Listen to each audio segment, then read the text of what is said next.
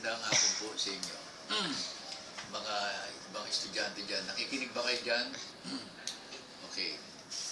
Ngayon, ang papaliwanag natin, itong parang schematic ng diagram ng ating diniscuss kanina na actual, no?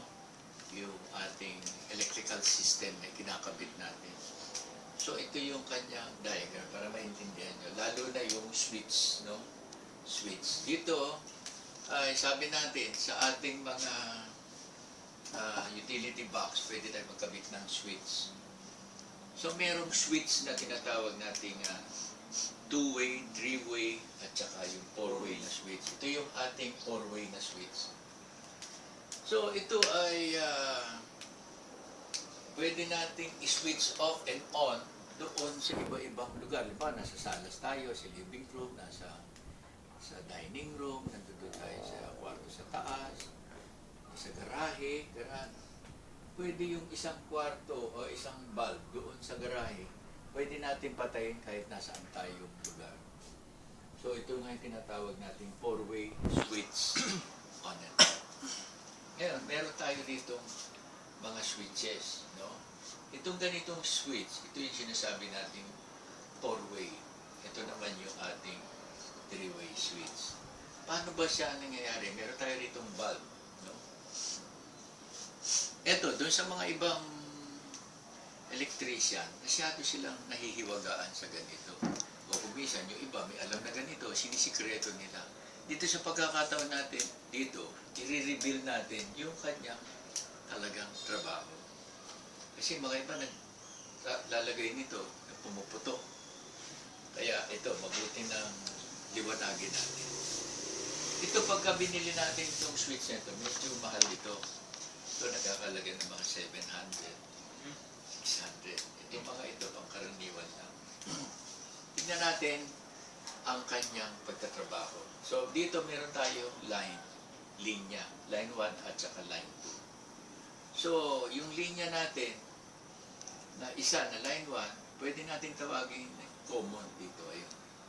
Nakakabit siya sa ilaw natin, sa bulb. Yung isang line 2 natin, ito na.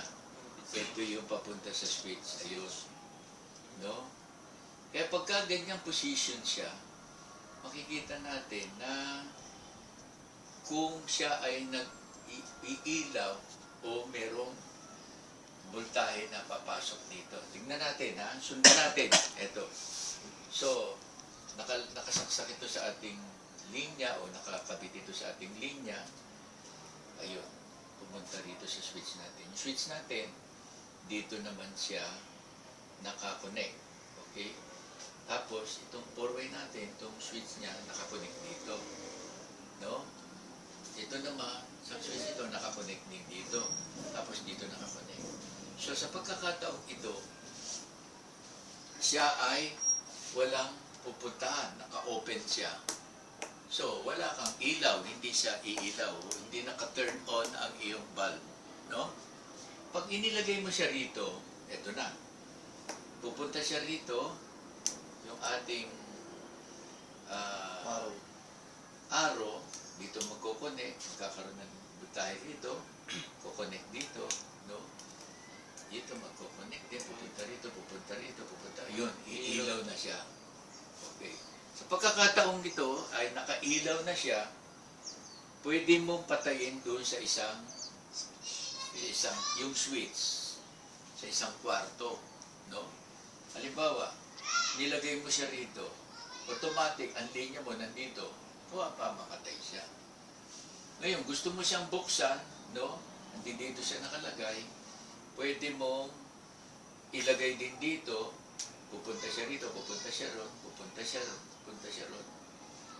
Saan pupunta? Ay, mali. Dito pala, no? Nandito siya kanina, no? Nilagay mo siya ron, punta ron, punta ron, punta ron, punta dito, punta ron. Wala, off, no?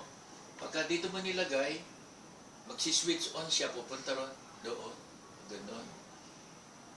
Yun, tapos, meron na naman siya. Halimbawa, meron siyang ilaw, pareho, nandoon siya, ito naman, nandito. Pwede mong patayin dito sa pamamagitan ng ng ito, pag binaliktad mo, ito naman ay pupunta rito sa baba, ito pupunta rito sa taas. Oo.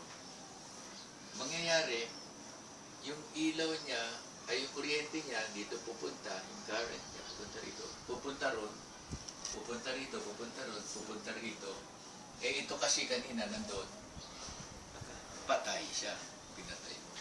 Pag gusto mo naman sindihan dito, babaliktarin mo to, ito naman pupunta ron, ito pupunta ron. Tingnan natin ha. So may voltahe yan, pumunta ron. Diretso na, sir. Dito, no? O, pumunta pala ron, pumunta ron, pumunta ron, pumunta ron. Meron na siyang voltahe. Di ba? See, kanina. Ito kasi, ang position nito, nagbabago, no? Sir, diretso, sir. Yun. Yung red. Session na kayo, ready to, no, ha? Kasi, pwede siyang ganyan, no?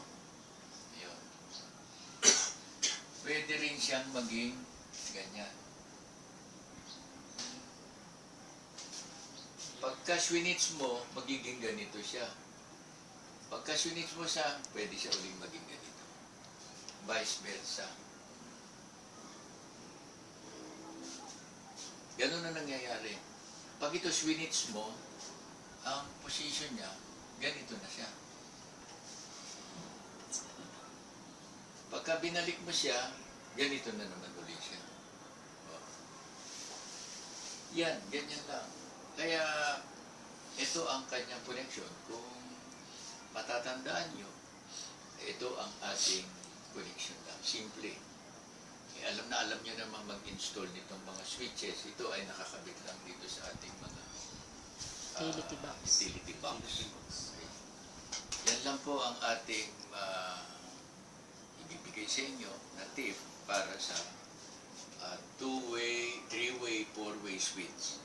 Maraming salamat po.